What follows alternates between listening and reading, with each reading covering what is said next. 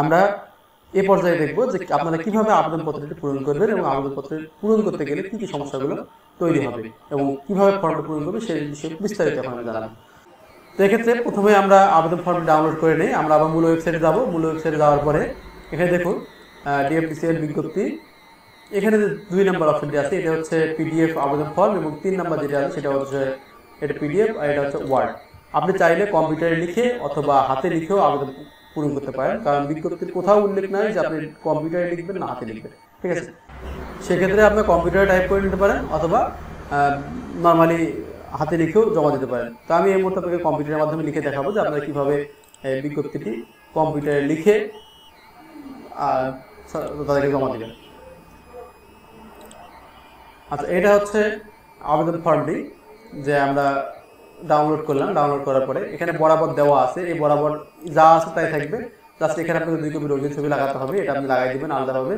পদের নাম কোন পদে আবেদন করতেছেন আপনাকে বিজ্ঞপ্তি থেকে দেখে নিয়ে আবেদন করতে হবে। আমি যে পদে আবেদন করতে চাই সেই পদের নামটি এখানে আমি উল্লেখ করে দিব। আচ্ছা, এখানে বিজ্ঞপ্তি পদের নাম লিখে দিলাম আমি টিকেট মেশিন অপারেটর। বিজ্ঞপ্তি নাম্বার এবং তারিখ বিজ্ঞপ্তিতে যা দেওয়া ছিল তাই দেওয়া আছে, আমাদের নতুন করে লেখার প্রয়োজন নাই। বাংলায় নাম, আপনার নামটি আপনি সুন্দরভাবে বাংলায় লিখবেন। আমি এখানে কোনো কিছু লিখতেছি না, আমি জাস্ট আপনাদের বোঝার সুবিধার্থে আমি তথ্যগুলো ফাঁকা রেখে দিচ্ছি। ইংরেজিতে আপনার নামটি যেটা হবে আপনি বড় হাতে সবগুলো লিখবেন, এখানে ছোটো হাতে লেখা যাবে না, সরি। এমডি ABC যা আছে আপনার নাম সেটা লিখবেন। পরিচয়পত্র নাম্বারটি আপনি বিশেষ করে ডান দিক থেকে লেখা শুরু করবেন, কয়টা ঘর থাকে দেখে নেবেন, অথবা আপনি বাম দিক থেকেও লিখতে পারেন।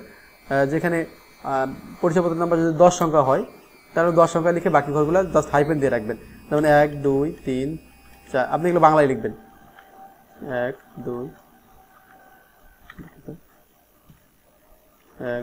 3 4 5 6 7 8 9 10।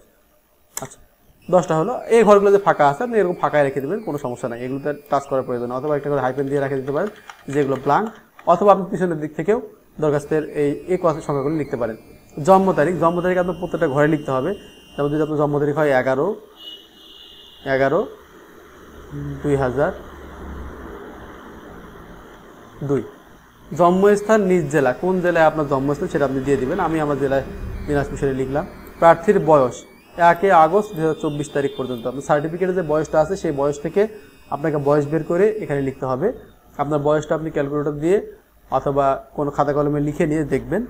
আমি অন্য ভিডিওতে দেখিয়েছি কীভাবে আপনি বয়স বের করবেন। আমি এখানে বয়সটা জাস্ট লিখে দিলাম যে এটা আনুমানিক 19 বছর 3 মাস 15 দিন। আমি বিজ্ঞপ্তি আসলে এটা বের করি নাই, জাস্ট একটা আপনাকে বোঝানোর জন্য লিখলাম। মায়ের নাম হচ্ছে মোসাম্মদ, বাংলা আপনার যেটা হয় সেটা লিখবেন। পিতার নাম মোহাম্মদ, যে নামটা আছে আপনার সেটা লিখবেন। বর্তমান ঠিকানা, এই ঠিকানা এবং স্থায়ী ঠিকানা।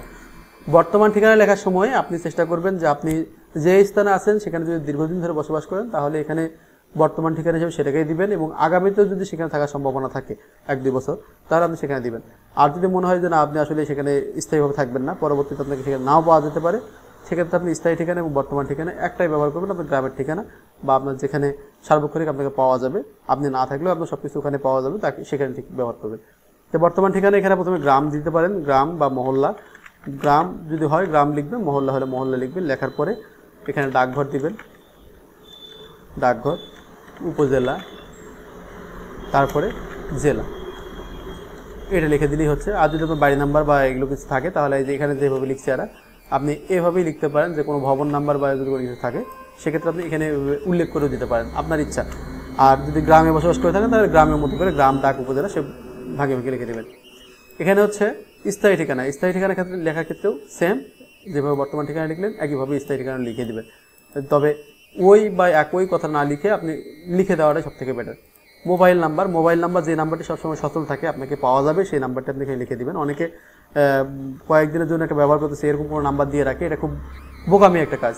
কারণ যখন তারা আপনাকে ডাকবে বা যে কোনো ইনফরমেশন জানাবে তখন কিন্তু আপনি আর ওই মোবাইল বন্ধ থাকে সে তথ্যটা পাবেন না। এই জন্য আপনাকে একটা সচল নাম্বার দিতে হবে যেটা আপনি সার্বক্ষণিক ব্যবহার করবেন। এখানে আপনার রানিং যে ইমেইলটা আপনি ব্যবহার করবেন। আর যদি ইমেইল ব্যবহার না করেন একটা সুন্দরভাবে একটা ইমেল খুলে নেবেন, খুলে নিয়ে সেই ইমেলটি আপনি ব্যবহার করবেন, যেন সেই ইমেলটি সার্বক্ষণিক ব্যবহার করতে পারেন। আর এই ইমেলটি হারিয়ে গেছে, পাসওয়ার্ড ভুলে গেছি এরকম বলার দরকার নাই। একটা পাসওয়ার্ড সুন্দরভাবে তৈরি করে নেবেন, ইমেল সুন্দরভাবে তৈরি করে নেবেন, রেখে দেবেন। অনেক কিছুই থাকে, অবশ্যই একটা ইমেইলও আমাদের থাকবে। জাতীয়তা এখানে বাংলাদেশি, জেন্ডার হচ্ছে পুরুষ হলে পুরুষ, মহিলা হলে মহিলা, আপনি যেটা লিখে দেবেন, যেটা আপনার হয় যেটা সেটা লিখবেন। আচ্ছা, ধর্মের ক্ষেত্রে ইসলাম, জাস্ট মূল ধর্মটা লিখলে হবে। এখানে সুন্নি বা ওই যে মাঝহাবি হাবিজাবি অনেক কিছু লেখা প্রয়োজন দরকার নাই। হিন্দু হলে হিন্দু, খ্রিস্টান হলে খ্রিস্টান, আপনার যেটা ধর্ম শুধু জাস্ট মূলটা লিখে দিবেন, তাহলে এখানে যথেষ্ট। পেশার বিষয়টা হচ্ছে, যদি আপনি কোনো কর্মরত হয়ে থাকেন তাহলে পেশা উল্লেখ করবেন, যদি কর্মরত না হন সেক্ষেত্রে পেশা উল্লেখ করা দরকার নেই, জাস্ট এখানে আপনি লিখে দিবেন যে ছাত্র, যদি ছাত্র হন সেক্ষেত্রে ছাত্র লিখে দিতে পারেন, সমস্যা নেই। পরীক্ষার নাম আপনার এখানে সবগুলো দেওয়া আছে। আপনার পরীক্ষার নাম প্রথমে অবশ্যই এসএসসি। এখানে একটা বিষয় মনে রাখবেন, যদি আপনি ভোকেশনাল থেকে পাস হন, ব্র্যাকেটের মধ্যে ভোগ এই কথাটা লিখে দিবেন। যদি মাদ্রাসা থেকে পাস হন, আপনি এখানে দাখিল লিখবেন।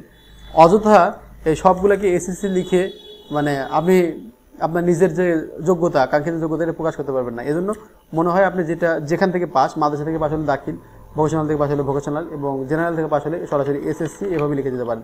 গ্রুপ বিজ্ঞান মানবিক, আপনার যে গ্রুপ সেই গ্রুপটা আপনি লিখে দিবেন, মানবিক অথবা বিজ্ঞান আপনার যেটা হতো সেটাই। সিজিপি আপনার রেজাল্ট কত পেয়েছিলেন সেটা আপনি লিখে দেবেন। এখানে বলছিল যে মিনিমাম 3 পয়েন্টের নিচে হওয়া যাবে না, 3 পয়েন্টের নিচে আসলে সেটা আবেদন করা অযোগ্য বলে গণ্য হবে। এরপর হচ্ছে এইচএসসি বিজ্ঞান বা মানবিক যেটা ছিল আপনার, সেটা আপনি লিখে দিতে পারেন, অথবা ব্যবসা শিক্ষা যদি হয় ব্যবসা শিক্ষাও লিখে দিতে পারেন, সমস্যা নাই। এখানে আপনার যে রেজাল্ট সেটা আপনি উল্লেখ করবেন। এরপরে যদি অন্যান্য শিক্ষাগত যোগ্যতা আপনার থেকে থাকে তাহলে সেগুলো আপনি যোগ করতে পারেন, যদি নাও করেন তারপরেও কোনো সমস্যা নেই, কারণ বিজ্ঞপ্তিতে আবেদনের যোগ্যতা দেওয়া আছে এইচএসসি পাস। প্রশিক্ষণের বিবরণ, আপনি যদি কম্পিউটার প্রশিক্ষণ, এখানে কিন্তু বলছে যে কম্পিউটার প্রশিক্ষণ অবশ্যই লাগবে, সেক্ষেত্রে আপনি কম্পিউটার প্রশিক্ষণ কোথা থেকে করছেন বা কী কম্পিউটার প্রশিক্ষণ করছেন সেটা আপনি এখানে উল্লেখ করে দেবেন। কম্পিউটার অফিস অ্যাপ্লিকেশন কোর্স, এখানে 6 মাসের প্রথমে উল্লেখ করে দেবেন, 6 মাসের কম্পিউটার অফিস অ্যাপ্লিকেশন কোর্স এভাবে উল্লেখ করে দিতে পারেন, 6 মাসের কম্পিউটার। আর যদি কারিগরি শিক্ষা বোর্ড থেকে হয়, কারিগরি শিক্ষা বোর্ড হতে একবার সরাসরি লিখে দিন, কারিগরি শিক্ষা বোর্ড হতে 6 মাসের কম্পিউটার অফিস অ্যাপ্লিকেশন কোর্স সম্পন্ন। আবার যদি অন্য কোনো কোর্স থাকে সেটা আপনি উল্লেখ করে দিতে পারবেন এখানে, যে একই জিনিস আপনার যদি হচ্ছে ডাটাবেস কোর্স করা থাকে সেক্ষেত্রে আপনি এখানে লিখে দেবেন যে কারিগরি শিক্ষা বোর্ড হতে ডাটাবেস ম্যানেজমেন্ট কোর্স সম্পন্ন। এভাবে যে কয়টা প্রশিক্ষণ আপনার আছে প্রশিক্ষণগুলো আপনি এখানে উল্লেখ করে দেবেন একের পর এক। অভিজ্ঞতা বিবরণ, যদি কোনো চাকরি করে থাকেন সেক্ষেত্রে অভিজ্ঞতা উল্লেখ করবেন, যদি না থাকে তাহলে প্রযোজ্য নয়, জাস্ট লিখে দিতে পারেন, অথবা না লিখলেও কোনো সমস্যা নাই। সোনালী ব্যাংকের pay order bank draft number আপনাকে নিচে লিখতে হবে। যদি পে অর্ডার করেন তাহলে পে অর্ডার নাম্বারটা কী ছিল সেই নাম্বারটা আপনি এখান থেকে ওদের ব্যাংকে পে অর্ডার করার পরে এই নাম্বারটা লিখে দিবেন, এবং তারিখের ক্ষেত্রে কত তারিখে আপনি করেছেন সে তারিখটা এখানে উল্লেখ করবেন, যে আপনি কত তারিখে করছেন। আজকে মনে করেন 5 তারিখ, আপনি যদি মনে করেন যে 7 তারিখে করছেন, 7/9/2024, এগুলো বাংলায় লিখবেন আপনি।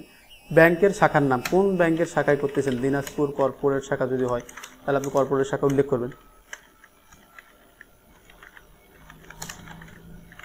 এভাবে। আচ্ছা, এভাবে দেওয়ার পরে এটা আপনি প্রিন্ট করে নেবেন সুন্দরভাবে। প্রিন্ট করার পরে জাস্ট এখানে শুধু স্বাক্ষর করবেন, আপনার আবেদনের সব কাজ এখানে শেষ।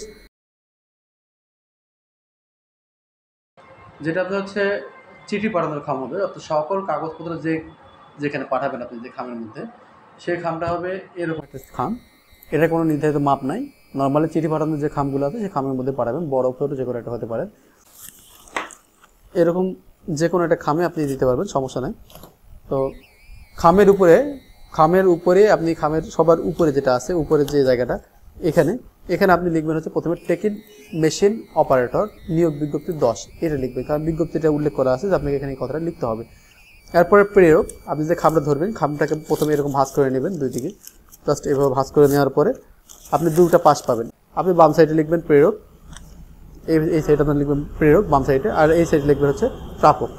তো এখানে প্রেরক প্রাপক, প্রেরকের জায়গায় আপনি লিখবেন হচ্ছে নাম, প্রথমে আপনি নিজের নাম, পিতার নাম, ডাক, গ্রাম, ডাক, উপজেলা, জেলা, আর ডান পাশে যেটা আছে, ডান পাশে হচ্ছে আবেদন ফর্মের উপরে যে বরাবরটা দেওয়া আছে, আবেদন ফর্মে যে বরাবর আছে হুবহু সেটাই যদি আপনি লিখে দেন তা হবে। ওই একই বিজ্ঞপ্তিতে তাই উল্লেখ আছে যে বরাবর সেটাই। তাহলে প্রেরক হবে বাম পাশে আর প্রাপক হবে ডান পাশে। আর পদের নাম এবং নিয়োগ বিজ্ঞপ্তি 10 এই কথাটা থাকবে সবার উপরে। এটা হচ্ছে আপনার যে কাগজগুলো পাঠাবেন সেটা। আর এই খামের মধ্যে আপনাকে অতিরিক্ত একটা খাম পাঠাতে হবে, সেটা হচ্ছে ফেরত খাম আমরা বলি। এটার কাজ হলো আপনি যখন আপনাকে যখন অ্যাডমিট কার্ড পাঠানো হবে তখন আপনাকে সেই খামটা তারা জাস্ট ওই অ্যাডমিট কার্ড লাগায়, অ্যাডমিট কার্ড দিয়ে আপনাকে পাঠিয়ে দিবে। তো ফেরত খামের একটা নির্ধারিত মাপ দেওয়া আছে, সেই মাপটি হচ্ছে বিজ্ঞপ্তিতে উল্লেখ আছে, আমি 9 ইঞ্চি আর 4 ইঞ্চি। আপনাকে 9 ইঞ্চি এবং 4 ইঞ্চি এটাই এই মাপই হতে হবে। একটা স্কেল নিয়ে আপনি জাস্ট দেখবেন যে 9 ইঞ্চি 4 ইঞ্চি। আপনি যদি দোকানে যান, দোকানে গেলে আপনাকে দিয়ে দিবে এই 9 ইঞ্চি 4 ইঞ্চি। আপনি জাস্ট এইভাবে ধরেন, এটা 4 ইঞ্চি। আর এই পাশ থেকে যখন আসবেন তখন এটা হচ্ছে এটা 6 আর 3 9, এই 6 ইঞ্চি আর হচ্ছে 3 ইঞ্চি 9 ইঞ্চি, অর্থাৎ মোটামুটি এরকম মাপের একটা খাম। এই যে এই সাইজের একটা খাম। এই খামের মধ্যে আপনাকে আবার যে বিষয়টি লিখতে হবে সেটা হচ্ছে যে এই নিচের অংশটি, এটার উপরে একটা রেভিনিউ স্ট্যাম্প লাগাতে হবে 10 টাকার, যে কোনো এক সাইডে যে কোনো জায়গায় আপনি লাগাতে পারেন, কোনো সমস্যা নেই। আর এটার ডান পাশে আপনি লিখবেন প্রাপক, জাস্ট আপনার নিজের ঠিকানাটা লিখবেন, যেটা আপনি যে আপনার খামটি যেটা পাঠাইছিলেন সেই খামের মধ্যে যে কথাগুলো ছিল এই কথাগুলো আপনি যেটা বামে লিখছিলেন বামে না লিখে বা লিখবেন ডানে।